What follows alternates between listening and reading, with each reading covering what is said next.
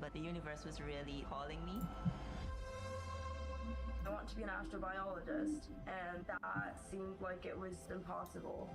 But ideas are very powerful. I was in the Olympic Games in 1972. I've always enjoyed being an adventurer.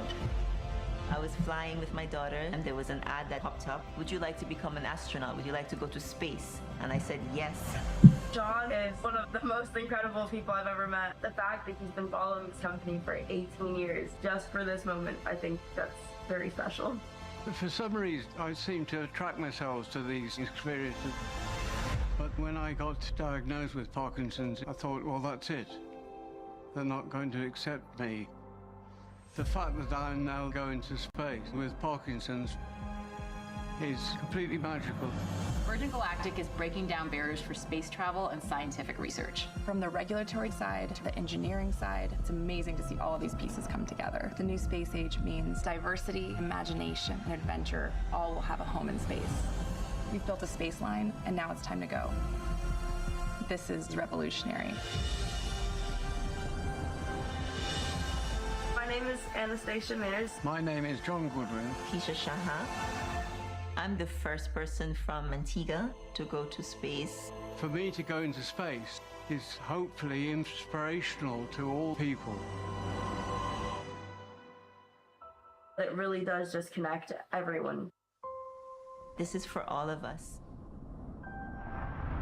Space for all opportunity. We all need to get out of our comfort zone, try new things, to believe in ourselves. These are pre-space tiers. This is the standard issue tiers, totally required for going to space.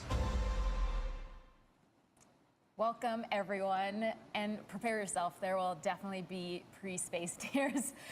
Thank you for joining us on this momentous day as we bring you coverage of our first private astronaut commercial spaceflight, Galactic 2. I'm Sarisha Bandla. I run research operations and government affairs here at Virgin Galactic, and I had the privilege of becoming astronaut 004 on our Unity 22 test flight. We're coming to you live from our home at Spaceport America, set in the beautiful state of New Mexico here in the U.S. Days like today don't come around all too often. They're special days that mark moments where boundaries are broken and what we thought to be impossible is redefined. As you saw in the intro, the crew aboard our first private astronaut flight today are unique. They're history makers. They're not only achieving their own dreams, but they're also inspiring the entire world. On board, we have the first Olympian to go to space, the first astronauts from Antigua and Barbuda, the first mother-daughter duo to fly to space, and the youngest astronaut in history. And also, one of my personal favorites, this is the most women ever in a single space flight, and our mission is also majority female, which is huge given that less than 100 women have gone to space total in our history. The list goes on for this incredible crew, and I can't wait for you to get them to know them more on this show. But first, let me introduce you to my co-host, our Mission Insights Specialist, Jonathan Ritchie. For those of you who have joined us before, you know that our Mission Insights Specialist will give you live play-by-play updates direct from Mission Control. So thanks for joining us again, JR. Thanks, Sarisha. What a pleasure it is to be in the studio with you today. I can't wait to get into this flight and share it with all of our viewers across the world. It's an absolute pleasure to have you here in the studio. And Thank you. Can you tap into that special power of yours and give us an update on our crew and our vehicles? Yes, I can. So, as you can see, the vehicles are already airborne. We have, earlier this morning, observed a perfect takeoff from our runway here at Spaceport America with Eve, the mothership, piloted by astronauts Nicola Pacelli and Mike Masucci. Mothership Eve has completed the climb to launch altitude, which for today's flight is 44,500 feet. But in addition to that launch altitude, there's also a designated launch point within the airspace. Everything is looking fantastic. As I said, we're already at altitude. We're at 46,000 feet right now, and just a beautiful view you get from up there. I imagine our crew are taking it in, and they're preparing themselves as we get closer and closer to that big moment. Amazing. I can feel the anticipation, and I'm not even on board. Now, the individuals today on board bring with them a wealth of diverse motivation and wonderful stories that make them one of the most extraordinary crews to ever fly to space.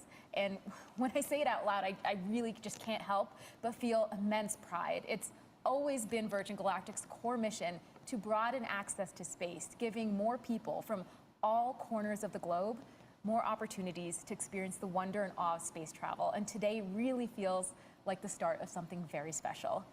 Now, on board first, we have John Goodwin, an Olympian and one of the first Virgin Galactic ticket holders. He's waited 18 years for this.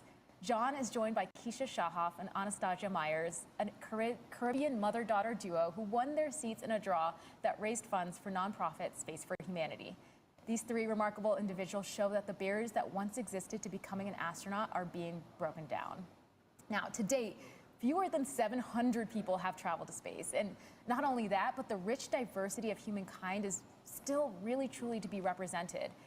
And we're here to change that, beginning with an 800-strong community of future astronauts that come from astonishing 60 different nations across the globe. And some of them will be the first of their nation to experience space. And that is certainly true of today. And I know we have a lot of future astronauts joining us from around the globe here on our live stream. So a huge shout out to all of our future astronauts in that incredible community. You know, Sarisha, that's what I really love about Virgin Galactic. We're allowing people that chance to realize the dream of going to space, a dream that I hope to realize myself one day. I know you'll get to space one day, JR. I'm excited. Now, as I mentioned earlier, Keisha and Anna will be the first ever Antiguan astronauts. Now, historical occasions like this bring communities together. The whole island is celebrating this milestone, including guest Prime Minister Gaston Browne and Virgin's founder, Sir Richard Branson. And we're going to go live to Antigua, where our very own astronaut 006, Christopher Huey, is at the celebration. Chewy, what's it like over there?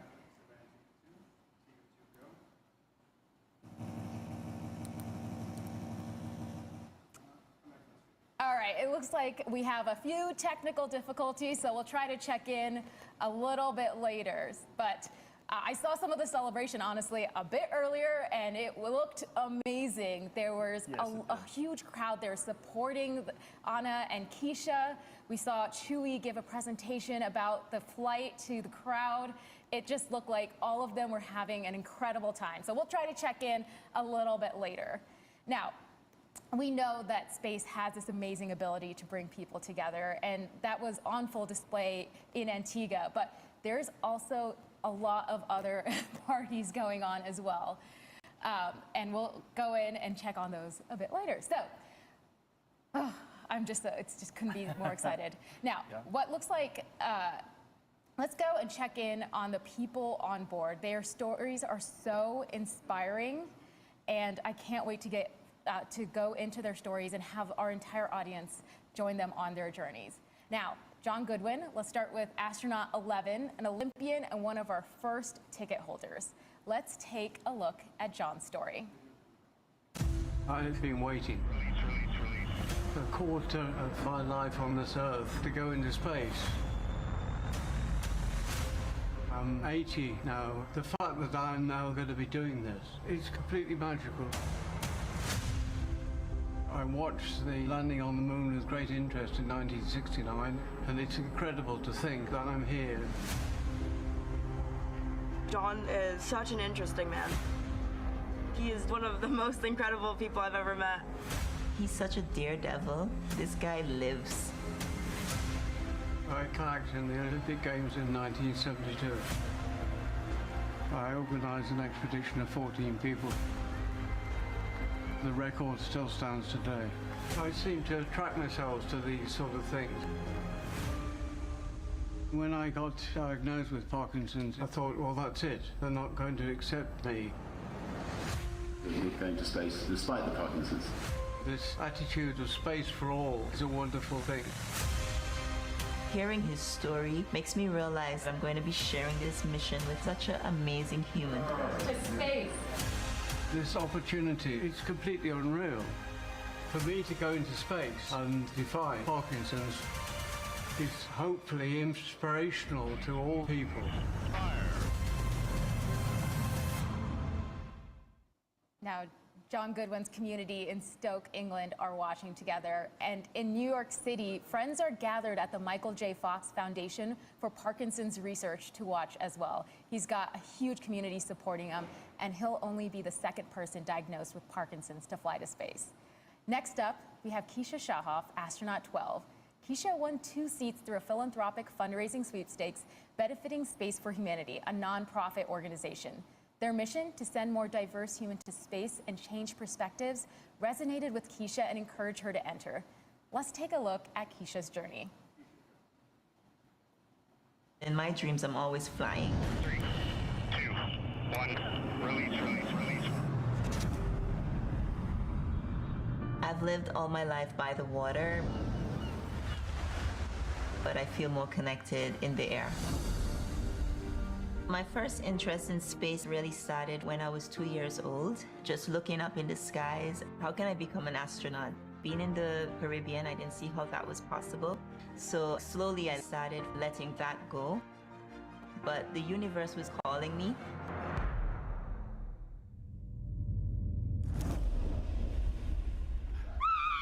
You're going to space! So you would be the first astronaut from Antigua, of course. Making history. You're making history. It's a very inclusive mission. My lifestyle is very much grounded. The same way that I live is how I educate and I help others in my coaching program. I hope to inspire people in this region to get beyond their limitations. When I was asked the question, I won 2 seats, who's coming with me? Anna looked over at me and she says, Mom, if anyone is going with you to space, it's going to be me. I feel like to be successful in this life, you have to be able to bend and stretch yourself. It's an adventure of humility and humanity. How can we come together to make this realistic for everyone? This is our mission. This is for all of us. Okay, Keisha's reaction to being told she's going to space just embodied an incredible amount of excitement. And to make Keisha's experience even more remarkable, she chose her youngest daughter, Anastasia Myers, astronaut 13, a college philosophy and physics student, to be her companion. Let's get to know Anna. Every time I look at the stars, it almost feels like I have a place in the universe. It reminds me that like everything happens for a reason. I've always been interested in any sort of science. I think it was in about grade 3 or grade 4, we started learning about astronomy. That made me so deeply interested in finding out what else is out there. I'm studying philosophy and physics in University of Aberdeen in Scotland. I want to be an astrobiologist. That thought seemed like it was so almost impossible. I do believe if she puts her mind on whatever it is she wants, I know she will achieve it. Hi, Anna. You and your mother are going to space. Anna, we won! I know I am very young. There's so many other people like me wanting to do something involving space and don't think that they actually have the opportunity to do that. Virgin Galactic's mission is to expand this to civilians. Ideas are very powerful. We all need to get out of our comfort zone, to try new things, to believe in ourselves. I mean, when I said this crew is incredible, might have been an understatement. They're absolutely extraordinary. Yes, they are. Now, I've heard that we have our feedback from Antigua, so let's check in with Chewy on the celebrations.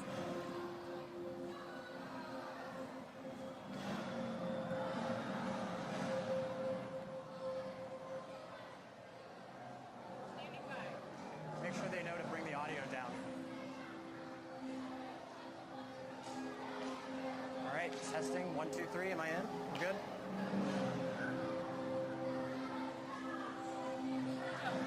Sarisha, I'm here on the ground in Antigua, and the energy is absolutely off the charts.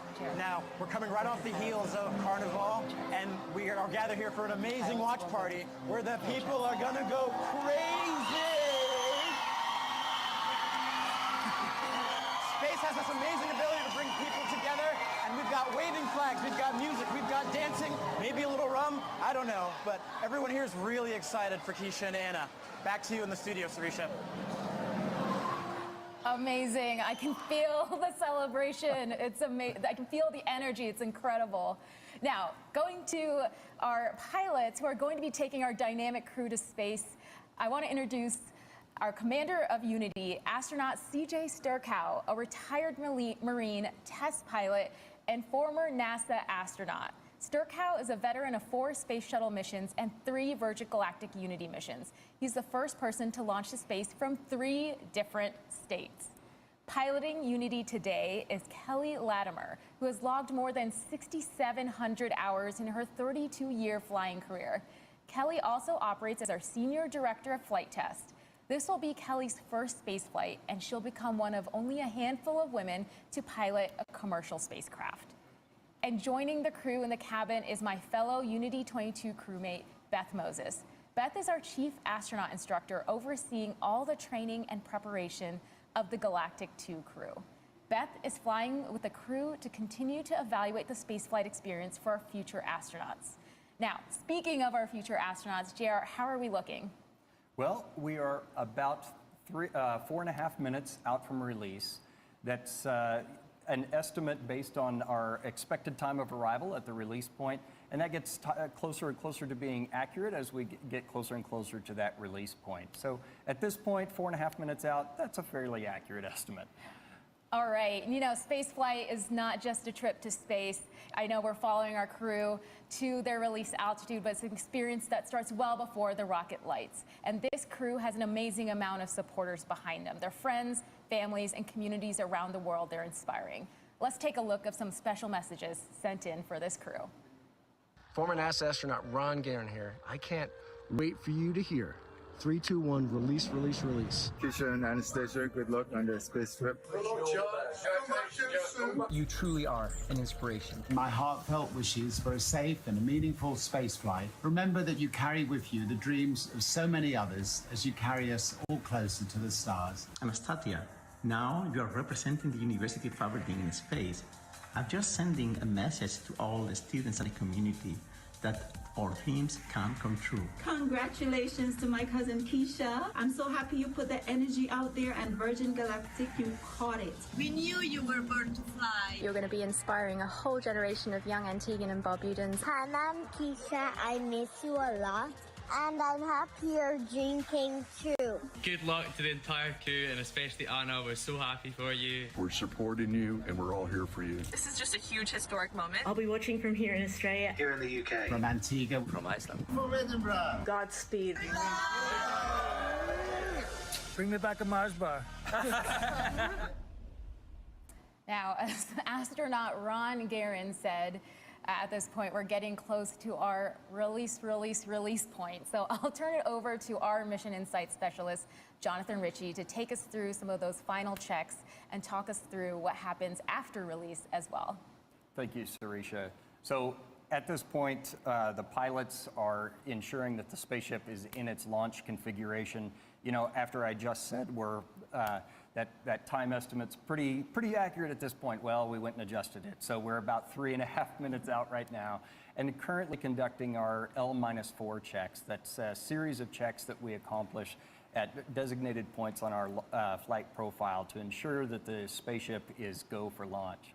This is also when Spaceship Unity will isolate its air supply from Eve and prime the rocket motor by opening the backup oxidizer valve.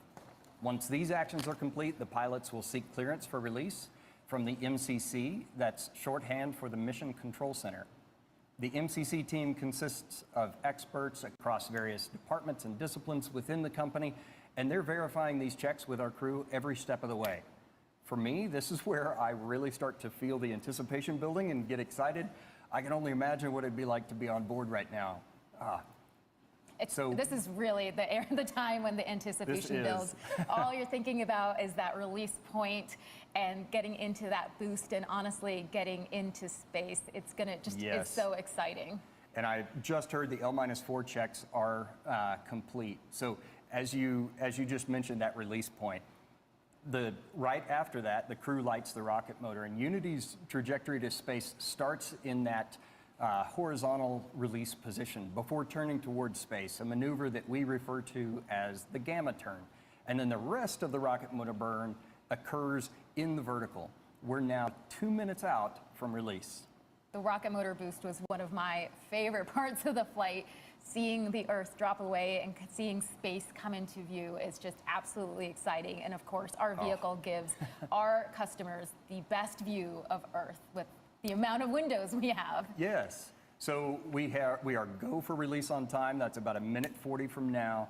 As you mentioned, that view from Earth, when the rocket motor burn is completed, the pilots will command the ship to feather. That's rotating the tail and the aft section of the wing up to about 60 degrees. And that starts a backflip maneuver for our spaceship. And it orients the vehicle such that all of those windows overhead are providing just a fantastic view for everyone on board to be able to look down at the Earth below. All right, so we're about 1:10 away from release at this point, 1 minute. And I can see the crowds in Antigua, and they're excited. I can see the crowds here at Spaceport America getting ready to cheer our crew on their ascent to space.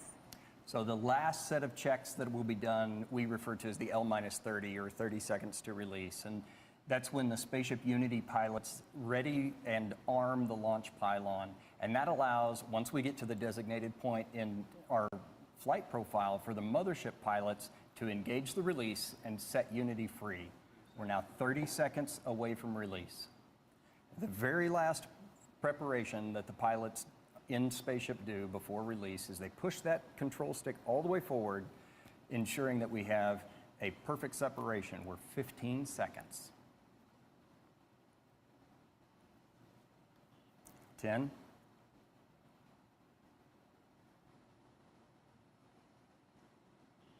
5, 3, 2, 1, release, release, release. Ignition, good control. There's Mach 1. The pilots have started trimming for that turn towards space. Trim is now set. There is max Q. That's the point of maximum pressure exerted on the vehicle by the atmosphere. Those on board are experiencing about 3 Gs right now and traveling over 1,000 miles an hour. That's incredible. I can imagine they're having quite a great time. We're at Mach 2. We're in the vertical, headed towards space. This is the part where they're seeing Earth move away and seeing space come into view and seeing that they're going to space, and just, it is an incredible feeling. So we've got about Mach 2.8, Mach 3 approximately, and rocket motor cutoff. Amazing. The crowds here are just absolutely going wild. I can't imagine what's happening in Antigua with them cheering them on.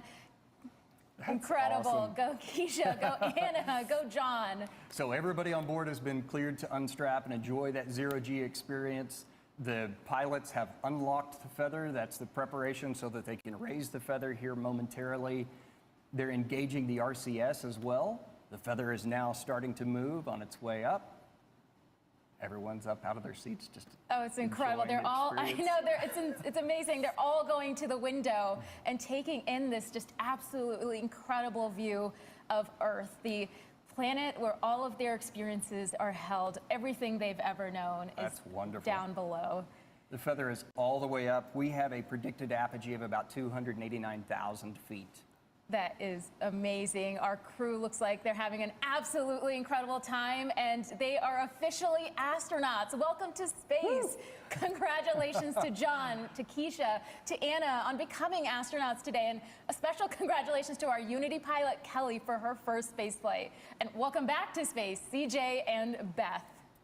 And the vehicle is oriented in that backflip or that upside down maneuver from our perspective. And you can see them just enjoying that view of the Earth below. Man, it's just incredible. I can see that they just can't take their eyes away. And it's, it's hard for us to describe. We can obviously see they're having just an incredible time in space, taking in the views, but it's an experience. It's the silence. It's the views. It's Yes. seeing our brilliant planet against the matte black of space. I can't imagine what, I can't imagine what they're going through right now, and I can't wait to hear about it. Yeah, well, we just achieved our apogee at 290,000 feet. That's 88.5 kilometers. Amazing. And apogee is actually a very unique part of our experience. It's when our vehicle begins that descent back down to Earth and everything stands still. It's just, and we take a moment in the cabin, silent and looking out as a crew, and it's an experience I can only describe with these words, but one to be felt, really. Yes. So the pilots have initiated the motion to return the vehicle around, complete that backflip all the way around, and orient us for the re-entry.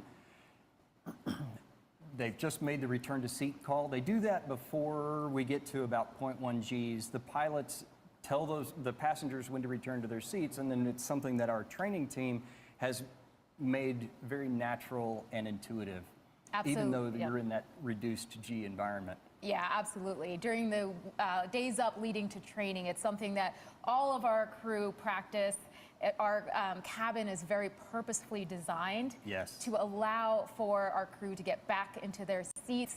And even on re-entry, the amount of G's that you feel, but it's designed that anyone can do it, as we've seen today. And the views are going to be amazing on the way down, too. So when we talk about space travel, right, with the boost, everybody recognizes that as exciting and thrilling, but the re-entry is actually quite thrilling as well. And we have shock waves that form over the top of the vehicle. Right now, they're experiencing the max G on re-entry of about 3.5. We're supersonic, so if you're outside here at the Spaceport America, you should hear a double sonic boom as spaceship once again breaks the sound barrier on re-entry. We just passed subsonic. Amazing. And the crowds, again, are just cheering on our entire crew. They're going to be able to see the vehicle as it comes down to land, and our crew here are also going to be they're going to be able to see Spaceport America. They're going to be able to see see that their family and their friends are there cheering them on as they come back and return to Spaceport America. So we've passed below 60,000 feet. Once we get to about 53 to 55,000 feet, we'll command the feather down. That'll result in the nose of the spaceship dropping. And then once the feather is down and locked, which it's now moving, the crew will pull back on the stick and make a gentle return to level flight. I remember during the re-entry, I just could not stop looking out the window. The landscape of New Mexico is just very indicative of this planet. It's beautiful, and it's really just amplifies going to space, looking down on just the beautiful planet you've just left. And the feather is now down and locked. So the pilots are starting that gentle pull back to straight and level flight. Spaceship is now a glider, so it's all about balancing that potential and kinetic energy. If they want to go faster, they push the nose down, and if they want to go slower, they pull back and bring the nose up. It's absolutely incredible. G2 is a flight for the history books. The crew on board are on the leading edge of broadening space access and are taking the first steps in hopes that others may find it easier to follow their lead. Now, Keisha and Anna have become astronauts today thanks to Space for Humanity, whose mission is to expand access to space for everyone. And to talk more about their mission and their purpose, we actually have a special guest in the studio, Space for Humanity's Executive Director, Rachel Lyons. Rachel, welcome to the studio. Thank you so much for having me, Sarisha. It's such an honor to be here. Oh my gosh, you must just be absolutely pumped. So before we talk about Keisha and Anna, I know we all want to, I wanted to ask, could you tell us about Space for Humanity's mission? Absolutely, yeah, and I am so excited. The team is so excited. It's such a dream come true to see this happening, to see Keisha and Anna and John going to space. I'm like pinching myself here watching this whole thing come to fruition. And so Space for Humanity, we're a nonprofit organization founded by Dylan Taylor, who's a space investor and founder and CEO. And our mission, as you have been mentioning, is to sponsor people from all over the world to go to space. Yeah. Also, as you guys have both been mentioning, when people go to space, and they look back down at our planet as this interconnected, fragile, beautiful, finite planet, it changes a person's perspective forever.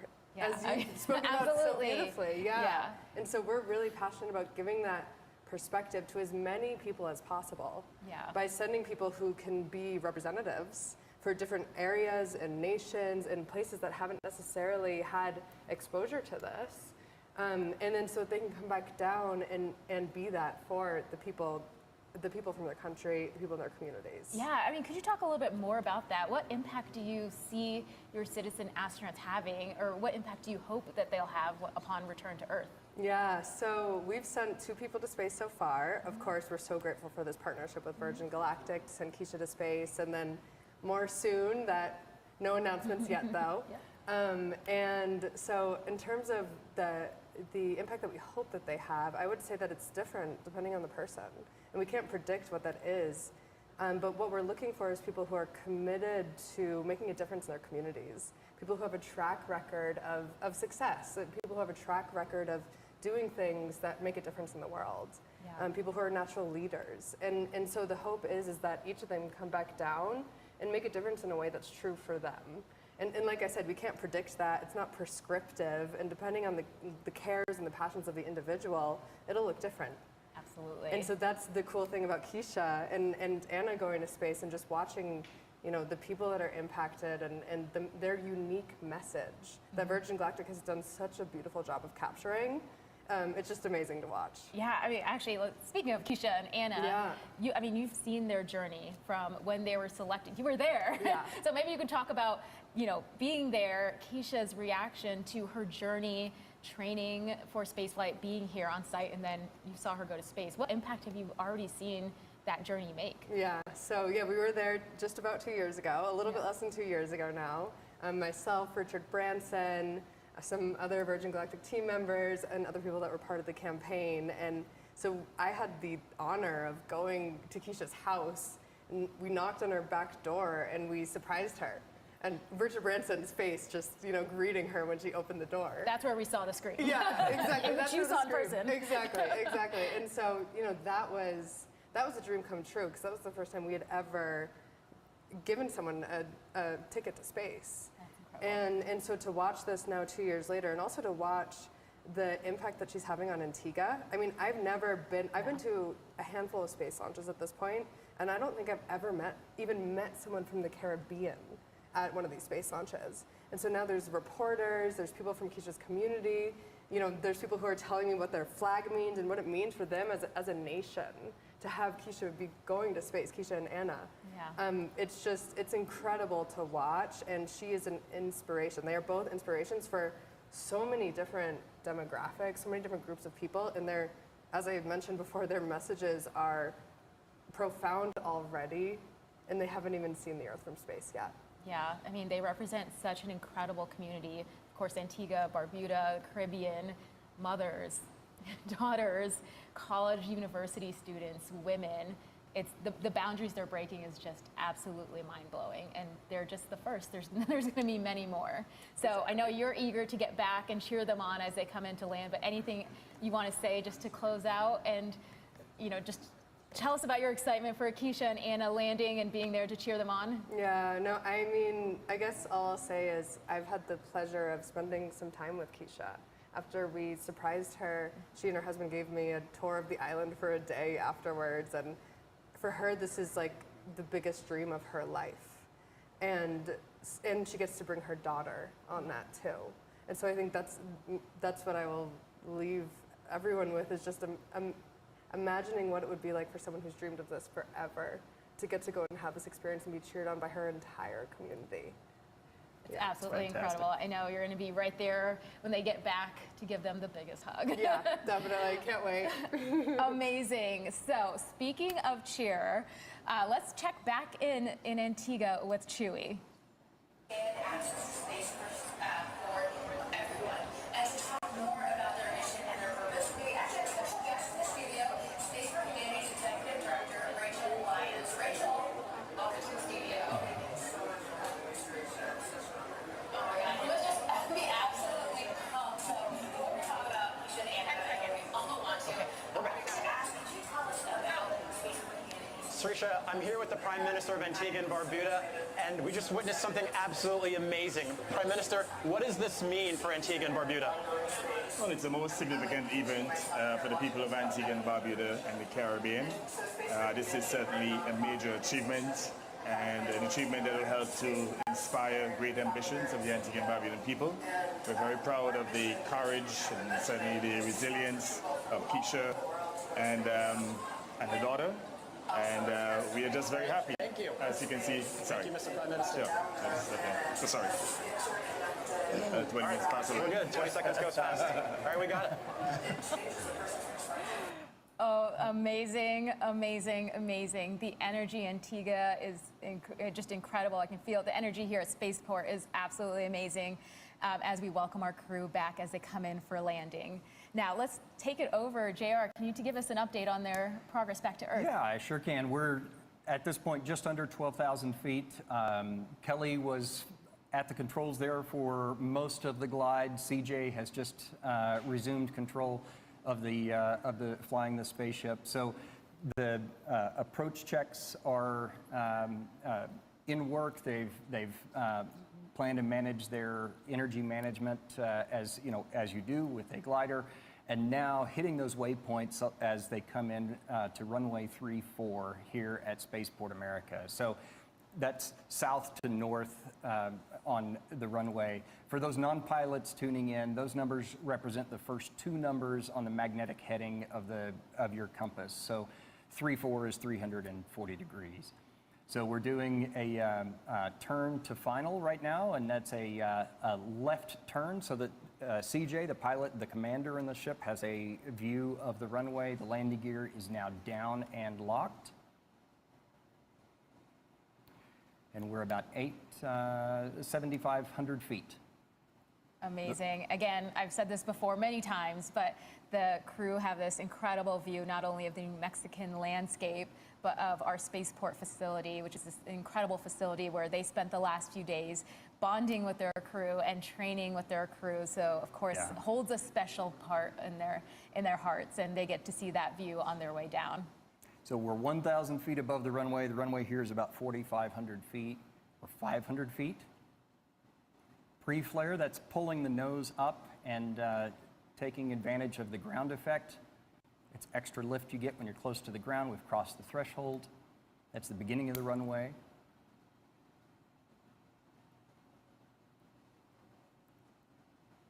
Beautiful. And touchdown of the main gear. Now CJ's going to hold the nose gear up for a little bit. That helps bleed off the energy that the spaceship has, using the air drag associated with that. Now he started to lower the nose.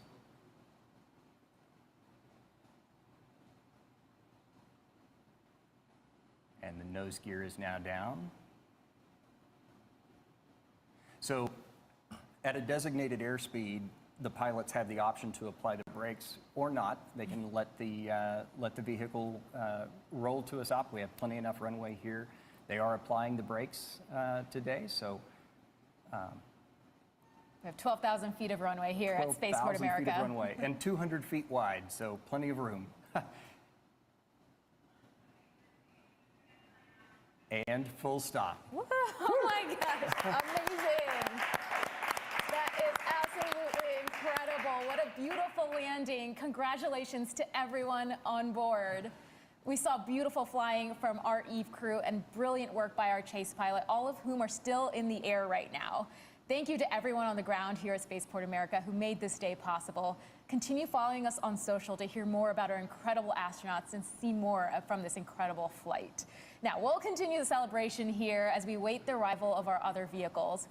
Our astronauts are envoys of hope, curiosity, and progress. The more who are able to have that experience and go back to their respective diverse communities, the bigger effect it'll have on the next generation of dreamers for the care of our home planet and the people that inhabit it. G2 crew has demonstrated that the future of spaceflight is not only for pilots and engineers, but for artists, science, athletes, anyone that wants to embark on this journey. So wherever you are on planet Earth, we thank you for watching, and we'd love for you to join us on one of our upcoming future missions. Please join the celebration on social, or head over to our website to learn more about this mission and how you can embark on your own journey to space. Thanks, everyone.